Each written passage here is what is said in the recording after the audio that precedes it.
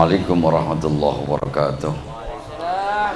Alhamdulillah rabbil alamin alladzi ja'alana minal muslimin bil hidayah wal barakah.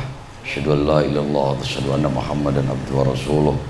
Allahumma shalli wa sallim wa barik ala sayyidina Muhammadin wa ala alihi washabihi ajma'in. Amma ba'du. Yang kami muliakan para jamaah perkumpulan di surga dimuliakan oleh Allah Subhanahu wa taala, khusus selaku owner kita, mudah-mudahan Bang Anung sehat sekeluarga, kawan-kawan semua yang hadir pada malam hari ini, walaupun jumlahnya nggak banyak. Kalau saya nggak perlu banyak, yang penting sedikit militan, sedikit mahal daripada banyak murah. Kayak beli karet sekarung sama beli berlian sama seperapat. Makanya nilai manusia itu adanya di situ, pengetahuan yang menjadikan manusia itu menjadi lebih bersemangat dalam rangka ibadah kepada Allah Subhanahu wa taala. Bersyukur kita malam hari ini masih diberikan kesempatan untuk sama-sama menggali dan mengkaji ilmunya Allah Subhanahu wa taala lewat kitab Bidayatul Hidayah karangan Muhammad bin Muhammad Al-Ghazali At-Tusi, yang dalam hal ini adalah sebagai pengikut mazhab Imam Syafi'i yang berdasarkan ilmu tasawuf, ilmu akhlak, di mana buah daripada akidah, buah daripada ibadah adalah akhlakul karimah. Insyaallah malam hari ini kami sampaikan sesuai dengan judul kita, yaitu orang yang dapat hidayah adalah orang yang akan tahu diri, orang yang akan bisa membawa diri, dan orang akan bisa menjaga dirinya. Mudah-mudahan kita termasuk orang-orang yang dapat hidayah sesuai dengan arahan kitab Bidayatul Hidayah, yaitu orang yang tahu diri, orang yang bisa bawa diri, dan orang yang bisa menjaga diri. Mengawali taklim ini kita sama-sama baca surat Al-Fatihah, sekaligus kita baca doa. Mudah-mudahan ilmu yang sedikit yang sampaikan jadi ilmu yang bermanfaat dan juga menjadi nur hidayah Allah yang setiap hari kita berharap mudah-mudahan Allah tidak mencabut hidayahnya atas diri kita. La hadiniyah biniyah al-Fatihah. A'udzubillahi minasyaitonir rajim. Bismillahirrahmanirrahim. Alhamdulillah rabbil alamin arrahmanir rahim maliki yaumiddin. Iyyaka na'budu wa iyyaka nasta'in. Shiratal mustaqim shiratal ladzina an'amta 'alaihim ghairil maghdubi 'alaihim waladdallin. Amin. Bismillahirrahmanirrahim. Allahumma nawwir qulubana binuri hidayatika kama nawwartal arda binuri syamsika abadan abada bi rahmatika arhamar rahimin. Rabbi zidna ilman warzuqna fahman. Wafahamna Sulaiman wa kullan atayna hukma wa ilman wa sakharna ma'a Daudal jibala yusabbihna wa tarukuna fa'ilin. Ya hayyu ya qayyum ya Rabb Musa wa Hanaba Ibrahim wa Muhammadin sallallahu alaihi wasallam warzuqna la ilma wal hikma wal aqla bi rahmatika ya arhamar rahimin. Hadirin sekalian jemaah yang dimuliakan Allah Subhanahu wa taala, kita lanjut bahwasannya orang muslim itu adalah orang yang tahu diri. Arti daripada muslim dari kalimat aslama yuslimu islaman, salima yaslamu salamatan. Orang yang berpasrah diri insya Allah jadi orang yang selamat.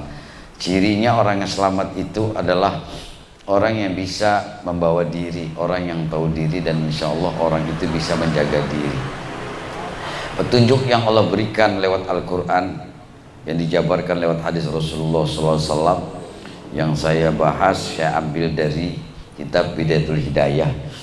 Yang pertama, secara syariat manusia itu, orang Islam itu, orang yang beriman itu harus tahu yang namanya hukum wajib. Jadi wajib itu dibagi dua, ada wajib ain, ada wajib kifayah, disebut dengan fardu ain atau fardu kifayah. Nah, orang yang tahu secara taklid beda dengan orang yang tahu secara tahqiq. Kata Imam Ghazali begitu. Kalau yang cuma taklid, ikut-ikutan, sholatnya ikutan, syahadatnya ikutan, berarti hakikatnya nggak nyambung, cuma ngikut doang. Sama seperti kita ngomong bahasa Arab. Saya kalau ngomong baca kitab ini nggak pakai bahasa Indonesia, kira-kira nyambung nggak Pak? Berarti nggak sampai apa yang saya sampaikan. Makanya saya pakai bahasa Indonesia biar nyambung. Sama kalau saya ngomong sama orang bolot, mau saya kencang ya tetap aja nggak nyambung, nggak dengar. Masalahnya nggak dengar, jadi nggak nyambung. Begitu juga dengan bahasa. Kita bahasa dengan Allah itu semuanya pakai bahasa Arab. Allah mah nyambung, yang jadi masalah kitanya nyambung apa kagak. Sama seperti kita ngomong sama orang Arab, dia lagi ngobrol, kita mah baca doa amin, berarti nggak nyambung. Kalau yang nyambung kayak pahalukum, alhamdulillah khair, sobahul khair, sobahus sa'adah wal barakah. Bukan, itu lagi ngomong selamat pagi, semua pagi ini membawa keberkahan. Amin aja, itu maksud saya begitu. Jadi orang Islam yang taklid adalah orang Islam yang ikut-ikutan, ya. Beda taklid, beda dengan ittiba, ya. Kalau taklid itu ikut tanpa ilmu, ya, ikut tapi akhirnya nggak nyambung. Tapi Al-Quran itu ittiba, kata Imam Ghazali, tahqiq. Jadi ittiba dengan tahqiq, ngikut dengan ilmu biar nyambung. Mana yang wajib ain itu? Apa saja orang Islam harus tahu wajib ain itu apa? Biar tahu diri. Salat wajib nggak? Wajib ain bukan? Ya, biar tahu diri lo orang Islam wajib salat itu. Jadi tahu diri itu. Kalau udah tahu diri kemana-mana bisa bawa diri nggak? Bisa, karena salat dibawa-bawa. Mau ke Bogor berhenti azan, bisa nggak? Bisa bawa diri. Nah, orang yang bisa bawa diri dia udah pasrah karena dia udah sholat. Coba kalau dia nggak sholat, nggak tahu kewajiban lainnya, maka dia nggak bisa jaga diri. Orang dirinya yang nggak bisa dijaga, bagaimana jagain orang? Sholatnya nggak bisa dijaga, bener nggak? Nah, ini yang saya maksud, orang itu jangan cuma taklid, tapi harus ittiba atau tahqiq. Ya, dia mengerjakan ibadah apapun aktivitasnya, baik mahdoh ataupun ghairu mahdoh, harus nyambung. Nyambung apanya? Nyambung atas dirinya. Kalau Allah mau udah pasti nyambung. Orang bahasanya Allah, jangankan bahasa manusia, bahasa Arab, bahasa semut Allah nyambung. Nah, kalau saya ngomong pakai bahasa semut di sini, kira-kira nyambung nggak? Berarti goblok ustadznya. Udah tau nggak nyambung dipakai bahasa semut lagi. Ya, kalau ustadz yang benar itu pakai bahasa yang diajak bicara nyambung. Kalau saya pakai bahasa Indonesia di sini nyambung semua. Kalau saya pakai bahasa Betawi juga masih nyambung. Tapi kalau saya pakai bahasa Sunda, Sundanya Sunda Cianjur lagi. Ya, kumaha parantos daramang. Sawang sulna. Kalau yang nyambung, kalau enggak bengong aja. Ntar ngomong apa sih? Baru stres apa, kan begitu. Artinya begini, orang yang tahu dengan tahqiq, dengan ittiba, sesuai dengan firman Allah, ittabi'u man la yas'alukum ajra wa hum muhtadun. Berarti orang itu dapat hidayah, yang ngikutnya karena ilmu, ngikutnya karena tahqiq, ngikutnya karena tahu, ngikutnya karena nyambung. Itu. Kebanyakan apa? Banyak dia ngikut doang, tapi nggak nyambung. Orang dia lagi dengerin, harusnya dia nggak nyambung, main HP, kan nggak nyambung. Sama kayak orang sholat, Allahu Akbar, nyambung nggak itu? Belum. Yang nyambung itu niatnya, saya niat sholat maghrib 3 rakaat menghadap kiblat karena Allah Ta'ala, itu baru nyambung. Karena kita ngerti lagi sholat, tahu diri orang lagi sholat mah, jangan iseng-isengan aja lo ngobrol ngegaruk. Ya iyalah, berarti nggak tahu diri, lagi ngadepin siapa? Ngadep Allah, masa ngadep Allah ngegaruk? Coba aja ngadep wali kota lo ngegaruk, kalau nggak dikemplang mau pengawalnya. Untung aja kita lagi sholat ngadep Allah ngegaruk, malaikat udah sebel. Kalau Allah perintah suruh gebuk, dihajar lo malaikat. Saking aja Allah nggak merintah. Coba kalau Allah perintah, malaikat mah kalau perintah Allah nggak pakai entar, nggak pakai nunggu, nggak pakai Itu malaikat. La ya'sunallah ma amarahum wa yaf'aluna ma yu'marun. Langsung siap, segera. Langsung you can do it, langsung dikerjain, nggak pakai entar. Makanya sifat malaikat itu demikian. Kalau Allah sudah perintah, kapan aja, di mana aja.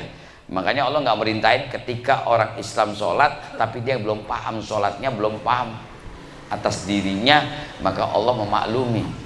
Cuman mau begitu terus dari muda sampai tua, mau begitu terus. Allahumma barik lana fima razaqtana wa qina adzabannar. Anak TK juga bisa, bener nggak? Nyambung gak anak TK? Nyambung. Tapi kalau Allah nyambung nggak? Allah mah nyambung, dirinya kira-kira nyambung nggak? Enggak. Orang dia nggak tahu artinya. Nah, supaya nyambung, tahu diri, bisa jaga diri, bisa bawa diri, dia tahu artinya. Nah kita nih yang udah dewasa kudu tahu artinya. Allahumma barik lana bima razaqtana wa qina adzabannar. Main makan aja orang nggak ngerti. Yo, kalau salah ucap gimana? Nyambung nggak? Enggak. Coba yo, Allahumma inni a'udzubika minal khubuthi wal khabasi. Mau nggak? Nggak bakal jadi dimakan. Gua makan tai kan begitu. Kalau yang arti, berarti dia nyambung. Tapi Allah mau balik lana, ya Allah berkatilah kepada kami. Bima razaqtana, apa yang Allah berikan berupa rezeki kepada kami. Nah, rezekinya apa tuh? Buah. Kan kelihatan tuh. Makanya orang makan, orang buta gimana cara ngelihatnya? Nanya. Makannya pakai apa? Pakai ikan. Coba gandus bener ikan. Baru Allah mau balik lana nyambung. Nafsu makannya kayak ikan. Ya kan? Bagian pakai apa, Mak? Nggak ada apa-apa, pakai kerupuk doang ya. Allahumma barik lana, itu nyambung. Nggak semangat kan makan kerupuk doang. Kan gitu. Jadi artinya orang yang nyambung itu, yang tahu diri itu, yang dibilang ittabi'u man la yas'alukum ajra wa hum muhtadun. Orang yang dapat hidayah itu orang yang ngerti apa yang dia lakukan. Makanya dia bisa jaga diri, bisa tahu diri, bisa bawa diri. Nah, dirinya aja nggak tahu, lagi ngomong apa? Lagi berdoa, lagi berdoa, doanya apa? Allah mau barik lana, artinya nggak tahu, nggak nyambung. Sama saya nyampein begini, paham nggak? Paham, nyambung. Coba kalau nggak paham, bingung lagi, duduk aja bingung, apalagi ntar pulang. Saya tadi ngomong apa ya? Makanya paling enak orang itu yang nyambung, Wak. Bagaimana orang yang tunadaksa, budek, gagu lagi, minta dinikahin lagi, ribet nggak tuh? Enggak, kalau saya mah yang ribet itu yang nggak tahu ilmunya, pakai isyarat lah. Bagaimana ngomongnya, bagaimana artinya, orang budeg, udah gitu gagu lagi, bikin ijab kabul. Ente kan belum pernah ngalamin begitu. Kalau saya mah sering, orang saya tuh nikahin. Jadi kalau dia udah banggut, udah sah. Itu namanya bil isyarah. Ittabi'u bil isyarah. Ngikut dengan ilmu dengan isyarat. Sah, sah. Jangan dibilang nggak sah, kasihan. Mau bagaimana sahnya? Kalau dia memang begitu, enakan ente yang normal, enak ente mah normal, bener nggak? Ya kan, ente dimongin sah, salah, tegas, ngomongnya jelas, latihannya sebulan, pada kalimatnya masa kalimat, ya kan? Jangan merasa sempurna, lihat yang lain yang kurang sempurna. Itu namanya orang ittabi'u man la yas'alukum ajra wa hum muhtadun. Itu ciri orang dapat hidayah. Dia tahu diri.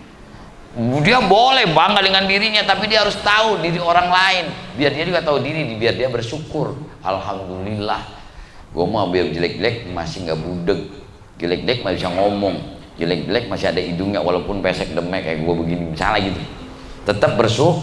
Makanya tahu diri. Ini udah jelek, miskin, nggak tahu diri, itu yang namanya taklid. Sembayang nih, misalnya nih, saya tadi habis mindahin kuburan ibu saya ngobrol semua sama ustadz-ustadz di situ yang tukang jasa doa. Terus saya bandingin sama tukang galinya. Saya mah nggak percaya, kurang yakin tat kalau dia yang baca doa. Kenapa? Alasannya? Alasannya karena sholat Jumat aja orang-orang pada sholat, dia masih di lapangan, masih di kuburan. Ustadz apaan begitu? Yang di kuburan nih, nggak gosip, ini nyata ini mah. Saya survei bukan sekali dua kali. Saya setiap Jumat. Bahkan tadi saya mindahin kuburan ibu saya, nyatu dengan bapak saya yang mindahin, saya sambil ngobrol, ternyata itu banyak orang ikut-ikutan nggak ngerti, walaupun pakainya kayak ustadz tapi kelakuannya bukan ustadz, bukan.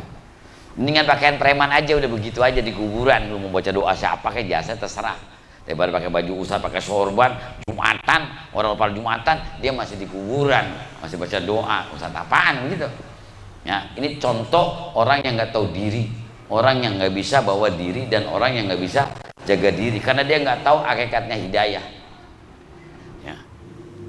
Malam hari ini saya lanjut. Jadi yang pertama wajib ain, wajib tahqiq, wajib ittiba. Sholat wajib ya, sholat wajib. Kemudian baca syahadat wajib nggak?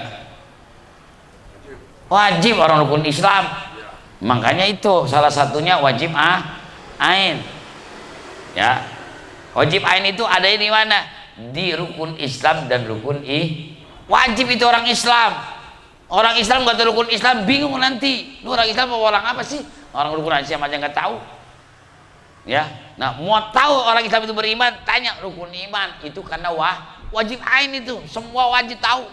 Orang Islam nggak tahu rukun Islam bagaimana? Makanya yang pertama itu sahadat, yang kedua sholat. Tadi saya sampaikan sholat dulu, kenapa? Karena urusannya dengan amaliyah. Karena semua amal yang pertama dihisab ya sholat dulu, ya nggak ditanya syahadat mah. Nah, kalau orang Islam udah pasti syahadat. Jangankan udah gede, dari lahir udah disyahadatin. Waktu bapaknya kawin pakai syahadat nggak? Kalau nggak pakai syahadat, kucing kalau kawin nggak pakai syahadat. Itu bedanya kucing sama manusia. Kalau manusia kalau mau nikah pakai syahadat, kalau kucing nggak pakai nanya, nggak pakai syahadat. Makanya wajib fardu ain orang Islam tahu rukun Islam, syahadat, sholat, ya, puasa, kemudian zakat, kemudian haji. Ya, ini udah mampu nggak haji blow on, ya, namanya nggak ngerti fardu ain. Kenapa? Kalimatnya manis tato'a ilai sabila, udah mampu semuanya. Alasannya apa? Takut banyak dosa. Dosa mah bukan masalah mampu. Yang dimaksud masalah mampu di sini wajib ainnya sudah cukup, ya, secara materi, sehat fisik, ya, sehat akal sudah wajib.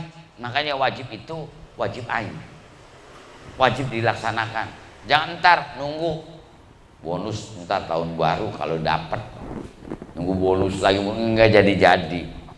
Namanya dia sudah taklid, taklid, ya, bukan ittiba atau tahqiq, ya.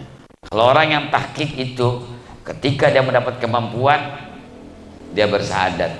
Sahadat itu orang Islam hakikatnya wajib setiap hari. Kenapa? Di sholat ada sahadat nggak? Kalau nggak baca sahadat, sholat batal. Karena itu wajib, karena itu rukun. Makanya fardu ain, ya, itu sahadat. Kalau sholat udah ketahuan. Perbedaan orang Islam sama orang di luar Islam, ya, sholat itu bedanya. Ente sama Nasrani sama Yahudi sama Cina belakang lah pokoknya, ya, sama Cina benteng sekalipun bedanya cuma di satu, di sholat. Orangnya sama, ya. Banyak orang Cina mirip kita, orang kita mirip Cina karena udah banyak yang blaster, ya. Bedanya apa? Cuma di sholat. Sama juga puasa semua ibadah. Agama lain juga puasa, tahu diri. Tapi ingetin, kalau puasa menghormati yang puasa apa menghormati yang nggak puasa? Kalau orang yang puasa berarti orang paham, orang ngerti, orang tahqiq, ya. Dia bisa bawa diri, dia bisa jaga diri, ya, dia bisa tahu diri. Jadi yang benar itu hormati yang tidak puasa. Karena orang yang nggak puasa itu nggak tahu diri, nggak bisa bawa diri, nggak bisa jaga diri. Artinya orang yang tadi bahasanya apa? Ittiba, bukan ittiba tapi apa tadi yang awal kalimatnya? Taklid itu cuma ngikut. Jadi orang Islam ngikut aja, terawih ngikut, puasa ngikut, ujung-ujungnya karena nggak ngerti akhirnya nggak puasa, nggak terawih, nggak sholat. Lebaran ngikut nggak sholat Idul Fitri nggak, tidur dia. Coba aja ciri, namanya nggak tahu nah ciri orang itu nggak dapat hidayah. Tapi kalau orang yang dapat hidayah, tahu itu yang namanya puasa, ya tahu diri, hormatinya nggak puasa. Karena biasanya orang yang puasa itu yang sudah ngerti, yang sudah paham. Dia tahu sahur, dia tahu tajil, dia tahu buka, dia tahu terawih, dia tahu tadarus. Itu orang puasa. Jadi kalau orang nggak puasa suruh hormati yang puasa, terbalik. Justru orang tua yang ngerti, yang menghargai yang muda. Karena yang muda belum pernah tua. Kalau yang tua udah pernah muda, makanya banyak maklum jadi orang tua mah. Karena udah pernah muda. Ini jangan terbalik. Anak muda suka kayak orang tua. Ya nggak bisa, orang belum ngalamin tua. Bener nggak? Itu yang saya maksud antara taklid dengan tahqiq itu begitu. Antara ittiba dengan taklid itu begitu. Jadi ngikut berdasarkan pengetahuan, berdasarkan ilmu. Jadi kita pede, yakin bahwa kita adalah orang-orang yang bisa bawa diri, yang tahu diri dan bisa menjaga diri. Tapi kalau kita nggak tahu ilmunya, bingung kita bagaimana jagain orang. diri kita aja kita nggak bisa bawa. Makanya orang tua pesan bisa jaga diri, bisa bawa diri, biar tahu diri. Apalagi yang dari kampung-kampung, dari Jambi, dari Riau, pasti begitu pamit biar bisa jaga. Maksudnya apa? Lu sholat, lu tahu wajib ain, lu tahu fardu ain, jangan lu tinggalin, biar lu bisa jaga diri, biar lu bisa bawa diri.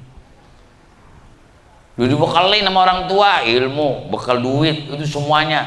Tetap yang paling utama jangan ninggalin tuh orang tua. Kalau setahu saya, karena saya pernah mondok di kampung orang, begitu pamit sama orang tua cuma itu doang pesannya, biar bisa bawa diri, biar bisa tahu diri, biar bisa bawa jaga diri. Makanya doanya selaman serumun selamat. Ketemu orang salaman bari senyum ya, salaman tuh. Surumun, kalau ada sesuatu yang membahayakan lebih baik ngalah, lebih baik ngumpet, bukan nakut. Ya kalau sekarang kita punya ilmu silat yang dihadapin 1000, mendingan ngeleh kalau saya mah. Kalau yang ngadepin 1 mah 2 masih gua pentil sama gua, begitu kasarnya. Tapi kalau 1000 konyol. Ya gitu, udah gitu yang dihadapin gua basoka lagi, konyol. Ya, bukan orang berilmu itu, konyol namanya. Bukan sahid itu, sengit. Ya, ini contoh. Makanya yang wajib kita ketahui, wajib ain, orang-orang yang mendapatkan hidayah dari Allah, yang bisa membawa dirinya, bisa jaga diri, bisa bawa dirinya, bisa menempatkan diri nanti. Makanya orang yang bisa mendapatkan itu, hakikatnya itu orang yang dapat hidayah. Mau dia orang dari kampung, dari gunung, kalau dia punya ilmu bisa nempatin diri dan dia tahu diri. Ini enggak mentang-mentang udah dapat gelar ustadz, kiai, maunya di depan kejedok aja. Mau ngapain? Mau dipajang begitu? Kalau saya mah malu, beneran. Ya, kita ngukur diri kita mah, apa levelan kita begitu. Kenapa? Apa kita tahu dia levelnya seperti itu? Belum tentu juga. Mendingan tahu diri. Makanya tahu diri itu tawaduk namanya. Ya, kalau jawara aslinya kata orang Sunda itu tarati heula. Makanya kalau dia kumpul, diam dulu, nggak langsung ngomong, diam dengerin. Pelajari satu-satu. Ngukur bagaimana orang itu. Jadi tahu ilmunya. Itu asli jawara. Ini jawara banyak gede omong mah, ujung-ujung mah nggak ada apa-apanya. Kasih tahu aja ya, ini dasarnya kitab Bidayatul Hidayah. Orang yang kuat itu orang yang bisa bawa diri, bisa jaga diri, bisa menempatkan diri. Ini saya bahasa pesantren saya keluarin nih ya. Jadi kalau orang nitipkan maneh, itu bahasa Sunda nih ya, nitipkan maneh itu artinya biar bisa bawa diri ya. Ulah lepat anu opat, itu bahasanya begitu. Apa itu yang 4 ya? Yang 4 itu judulnya malam ini nih ya, tentang diri kita.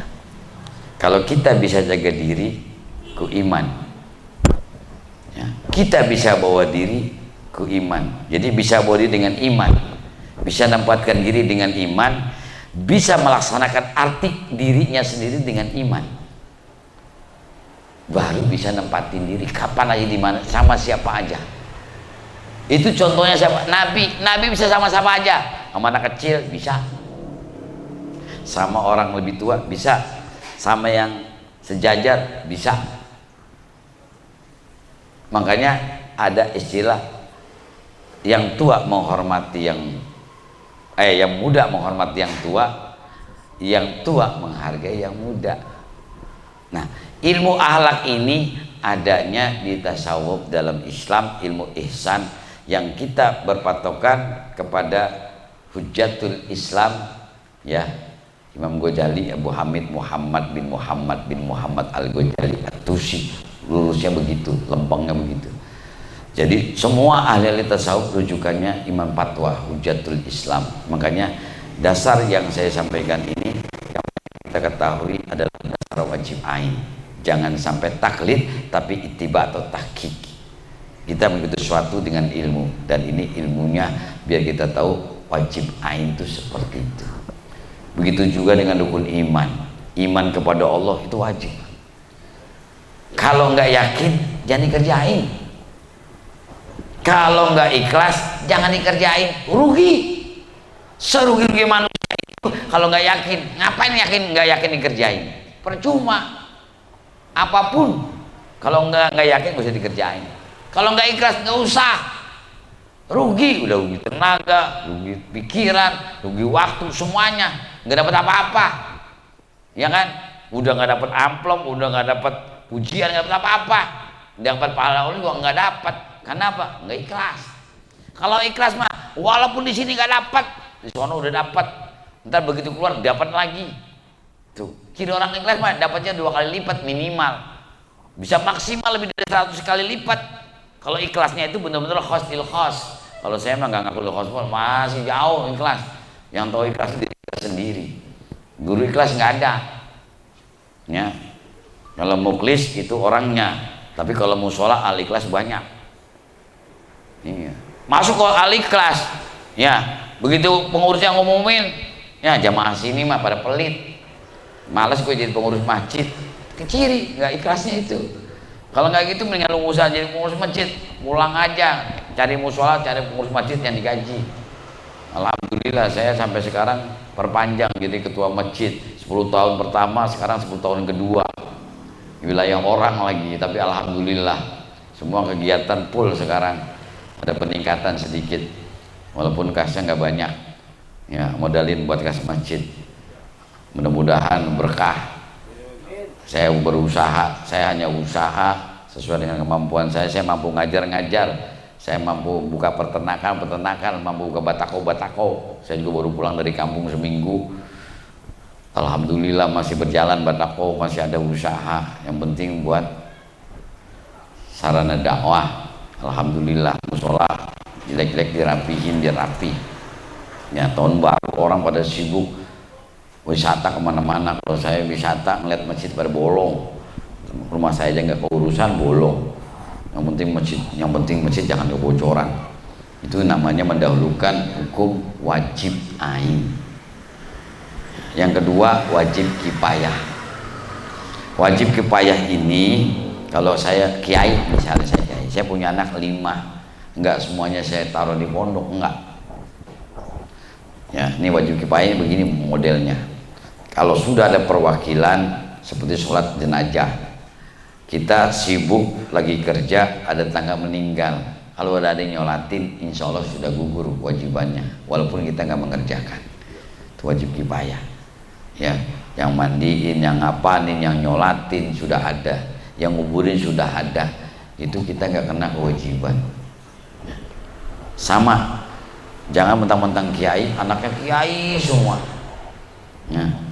Hanya wajib ain, wajib kifayah kalau ditinggalin repot, dosa kita. Nggak ada yang nyolatin jenazah, kita sekampung dosa pak. Bener, apalagi sampai nggak ada yang nguburin, geletakin aja, dosa semua tuh balanya ke situ. Makanya orang yang paham fardu kifayah, ketika dia punya anak dibagi-bagi pak. Kalau syukur-syukur anaknya banyak, ya satu jadi kiai, satu jadi tentara, satu jadi dokter, udah terwakili itu pak. Kita jadi orang tua enak pak, sakit ada yang ngurusin dokter, mati ada yang doain kiai. Ya, orang tua diancam karena dia ngomongnya keras, nyinggung perasaan orang, diancam, ada anaknya tentara panglima kan gitu. Itu ada fardu kifayahnya, jadi dia bisa nempatin diri. Jangan yang bukan ustadz lagunya kayak ustadz, ya begitu dikumpulin sama kiai bingung dia, malu sendiri, tapi maunya di depan barengan sama kiai, nggak tahu diri namanya. Itu ciri orang nggak dapat hidayah. Kadang-kadang kiainya depan ada buah, dia duluan yang membado, kan kurang ajar itu, nggak dapat hidayah, itu nggak ada adabnya. Ya, saya ngomong belak-belakan aja, bodo amat, terserah. Itu contoh orang yang tahu yang namanya arti tiba, tahqiq dengan orang yang taklid itu begitu. Ngikut tanpa ilmu. Kalau ngikut kiai biar ngerti. Ini enggak. Ngikut kiai belum makan, dia makan duluan. Kan sombong namanya. Kiai belum dipersilakan, dia duluan. Berarti kan kiainya nggak berasing di dia. Berarti dia belum dapat hidayah. Belum dapat ilmunya, belum dapat nurnya, belum dapat karomahnya itu kiai. belum paham. Coba kalau dia paham dengan ilmunya, pasti dia tawadu, pasti dia nggak mau bakal songong, nggak bakalan dia kurang ajar. Kenapa? Dia dididik supaya punya akhlak, bahwa yang namanya ada guru sama murid itu begini, murid sama guru itu begini. Jangan dahuluin, enggak, kiainya di belakangin, dia jalan duluan, wah bangga dia cium tangannya. Kiai mah enggak, kurang ajar nih murid ini. Besok kalau jadi murid saya kayak gitu, nggak bakalan gue bawa lagi, sangkai lu, pulang aja lu. Itu contoh. Ya, ini ya yang dimaksud dengan orang yang tahu diri. Ya, yang kayaknya emang siapa? Yang ustadznya siapa? Ya, giliran lu bagian teknisi, ya lu teknisi aja. Nggak usah ngecokin ustadz, ukur kabel, lihat kabel yang masih belum nyambung atau gigit tikus, urusannya itu. Jangan gaya-gayaan. Tat ini mah cuma gayaan doang, buka kita boleh foto najis. Nggak begitu ya, sesuai aja dengan keadaan. Kan sekarang banyak orang yang nyaru, Pak. Nyaru kiai banyak yang tadi saya sebutin di kuburan, pakai sorban, pakai peci haji, pakai jubah. Jumatan dia masih, udah sholat Jumat dia masih di kuburan, kata tukang kuburan, tukang gali nih. Kalau gue mah ketahuan tuh tukang gali, Tat nggak ngerti agama. Gue aja bisa nilai begitu katanya. Itu yang goblok bisa ngomong, apalagi kayak saya. Ustadz apaan, ustadz palsu itu, ustadz edek-edek kalau kata saya. Iya, jasa baca doa, jasa doanya doang di situ. Ya, ini ingetin nih. Dan itu sudah saya sering tegur. Kadang-kadang kalau saya temuin malah dia kabur, tahu karena saya ustadz kali. Aduh, ini ada aslinya nih, gue ustadz palsu. Akhirnya dia pada kejauhan. Itu contoh, Pak. Makanya dua inilah yang wajib kita ketahui, wajib ain dan wajib kifayah. Tapi kalau kita sudah memenuhi wajib ain, insya Allah kita bisa melakukan wajib kifayah. Tapi kalau kita nggak melaksanakan wajib ain, bohong kita bisa melakukan wajib kifayah. Karena kifayah ini nggak semua orang bisa, Pak. Nggak semua ustadz bisa, nggak. Biarpun ustadz belum tentu bisa ngapanin, belum tentu bisa mandiin. Ceramah dia bisa, ngadepin mayat, panas dingin, kencing di celana. Gemperan kata orang Sunda mah, ngedek-dek wae yang ngeliat mayat mah. Tuh, ada yang begitu, ada Pak Ustadz, terkenal. Begitu bareng mandiin, Tat, maaf, nggak kuat, lemes.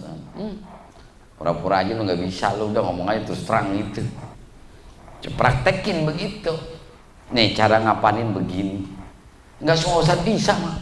Nguburin aja ustadz banyak yang ngedek-dek. Jangankan orang lain, bapaknya sendiri nggak sanggup dia bawa masukin ke liang kubur. Mentalnya, nggak semua ustadz bisa. Mental. Ada yang bisa, ustadz nih udah pasti bisa ajan dong, ustadz. Tapi giliran bapaknya mati, nggak bisa ngajin, udah di bawah. Nggak bisa. Mental itu.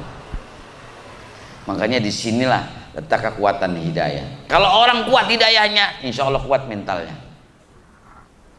Ya, dia yakin bahwa Allah yang menghidupkan dan Allah yang mematikan, semua kembali kepada Allah.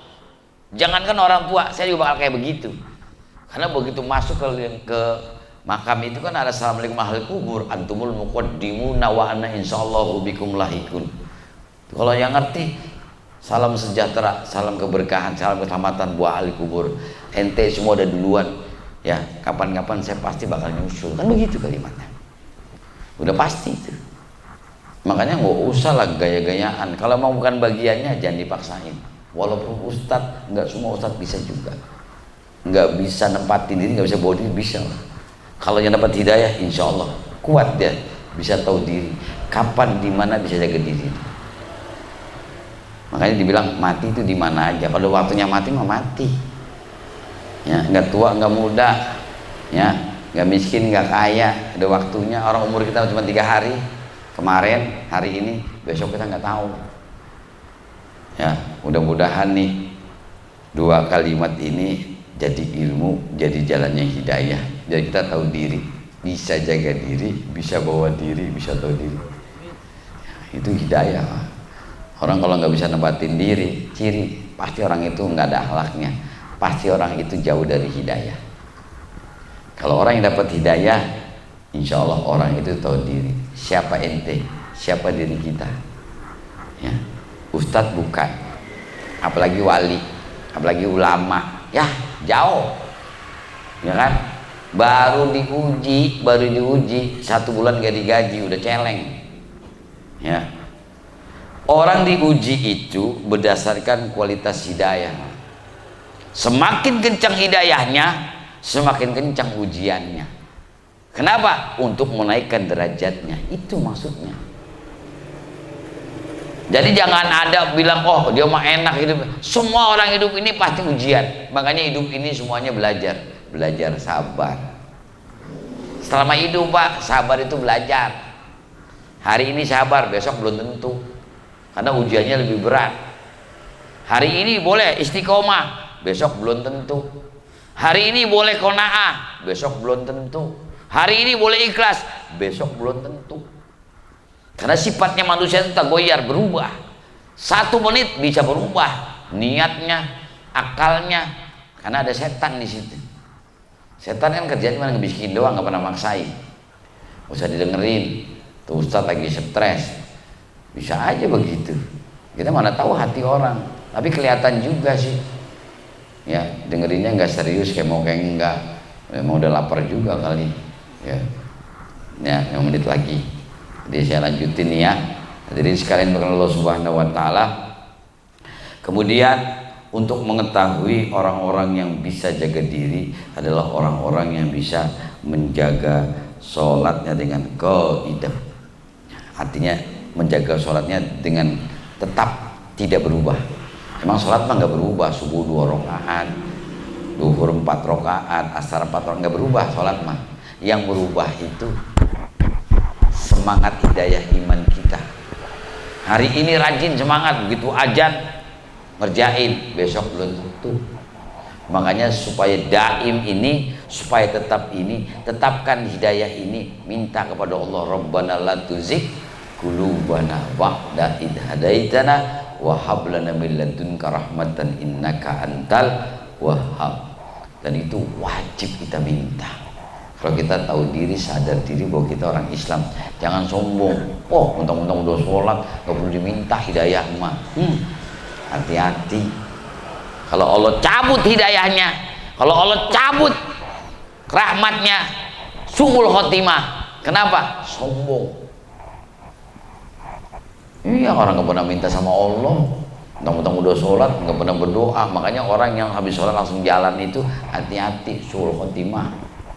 Sombong itu, mentang-mentang udah sholat nggak minta sama Allah, padahal yang diminta, yang wajib itu hidayah. Orang Islam itu yang ngerti wajib minta hidayah, jangan sampai dicabut. Kalau Allah cabut hidayah, nggak peduli mau lu bekas wali, dicabut sama Allah, selesai. Bukan jadi wali lagi, jadi kuli, jadi belangsak. Ya, walaupun ulama besar bisa jadi hina, dicabut hidayahnya sama Allah, bisa. Inilah hidayah. Makanya orang rahasia hidayah ini sulit, Pak. Tidak bisa nentuin. Tugas kita hanya mengingatkan. Urusan diterima terserah masing-masing. Kalau dapat hidayah, insya Allah ittabi'u man la yas'alukum ajra wa hum muhtadun. Pasti dia ngikut, Pak. Pasti dijalanin. Tapi kalau ngejalanin, alah bodo amat. Tuh. Artinya dia nggak dapat hidayah. Terakhir saya sampaikan kesimpulan dari semua yang sampaikan dari awal sampai akhir, bahwasannya hidayah inilah yang membentuk diri kita. Kita mau jadi orang baik, hidayah. Kita mau jadi orang buruk, berarti Allah cabut hidayah. Kita mau ibadah, lo kasih hidayah. Kita mau malas ibadah, bakal meninggalkan ibadah, berarti lo cabut hidayah. Kalau mau tahu diri, tetapkan hidayah itu. Kalau mau bisa menjaga diri, tetapkan hidayah itu. Kalau bisa membawa diri, tetapkan hidayah itu. Jangan sampai lepas dari diri kita. Nah, kalau mau hancur, copot. Pasti nggak bisa bawa diri, nggak bisa bawa diri, nggak bisa jaga diri, nggak tahu diri. Makanya ada kalimat dasar manusia nggak tahu diri. Berarti dia emang nggak tahu, emang goblok. Cuma ikut-ikutan doang. Kita di sini Pak, sholat rapi loh Pak. Di Mekah belum tentu, kita bisa aneh Pak. Di Mekah itu orang Allahu Akbar, HP bunyi diangkat tuh Pak, ngomong dia, taruh lagi tuh, bisa begitu. Nah kalau yang nggak awam yang ikut-ikutan kan nggak ngerti sholat kan, wah ada sholat begitu tat ya, diikutin, blow on, nggak tahu ilmunya. Emang dia tolol, biar orang Turki juga, orang dia mau baru masuk Islam langsung punya duit berangkat haji, ya begitu. Tuh, ada lagi yang udah punya anak, lagi Allahu Akbar, anaknya lompat, dikejar, sholat lagi, nggak pakai takbir lagi, nggak mau ulang lagi, karena nggak ngerti. Itulah bedanya antara orang yang dapat hidayah yang ngerti dengan tahqiq, atau orang yang dapat hidayah ya dengan apa namanya taklid, ikut-ikutan doang. Banyak umroh ikut-ikutan banyak, haji ikut-ikutan juga banyak, tapi yang benar haji insya Allah dapat kemudahan, dan itu adalah tamunya Allah. Kalau yang namanya tamunya Allah itu pasti diservis sama Allah lewat wasilah orang-orang yang dekat dengan dia. Saya mah tahdus binikmah, bukan sombong. Saya berangkat haji, dari mulai berangkat nggak punya duit, nggak bawa duit, namanya haji kosasi. Di sono pun jadi ke haji plus, oh haji plus. Sebelum maktab udah dijemput, ya umroh setiap hari, sehari 3 kali dijemput, karena supirnya itu supir jenderal. Kebetulan supir itu ipar saya, kakak saya punya ipar, jadi ipar-iparan ke saya, kenal sama saya karena istrinya satu pondok sama saya. Dia datang, dia kerja di sana 20 tahun. Pas saya berangkat ke sana, bener dia tahu persis, hafal. Makanya kayak orang di servis, habis saya tiap hari nggak pernah makan di maktab, di restoran, karena barangnya sama jenderal. Jadi semua tuh kayak dilayanin, ya. Bisa tahu kerajaan di Arab itu ternyata ada 3 kerajaan, ya. Yang pertama kebenaran, yang pertama nih orang Arab, istri yang pertama. Yang kedua orang Jerman, yang ketiga orang Perancis, Raja Arab. Tahu ya itu tadi. Kalau bukan orang yang pelayan IP nggak mungkin begitu. Itu tahdus binikmah namanya. Nah, itulah yang namanya Allah itu benar-benar tahu siapa yang benar-benar dapat hidayah itu. Ya, jadi serba kosasi. Alhamdulillah sih, sekolah kosasi, haji kosasi. Insya Allah 2025 rumah kosasi. Ada di Sungai Tiram, ada yang ngasih rumah. Alhamdulillah. Kosasi Pak, saya beneran. Saya mah modalnya modal ikhlas, saya kerjain. Modal yakin, saya kerjain. Pasti Allah yang ngasih lewat hamba-hambanya yang terpilih. Dan itu dapat hidayah. Hidayah yang bukan ikut-ikutan nih Pak, tapi hidayah yang betul-betul tahqiq, mantap hidayahnya.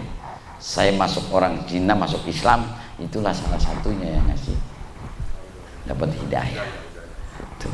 Kenapa? Sulit nyari ustadz yang beginian. Dia udah survei, udah tanya, ternyata begitu dites setengah hati. Saya biar jam berapa aja, jam 1, jam 2, jam 3, sampai malam, sampai pagi lagi, saya langsung meluncur. Kalau saya udah bilang meluncur, OTW berarti saya mau jalan, ya, bukan OTW saya nggak jedog aja, enggak. Alhamdulillah, itu yang saya bilang, sesuatu itu lakukan karena Allah aja, gak usah pernah berharap sama manusia, pasti Allah berikan. Nah, keberkahan itu ada di situ, karena itu hidayah. Ya, ini kuncinya. Makanya hidayah itu mahal Pak, nggak bisa dibayar pakai uang. Seandainya orang kafir itu bisa bayar hidayah, dia jual itu semua hartanya, dia bayar tuh hidayah, mau buat triliunan.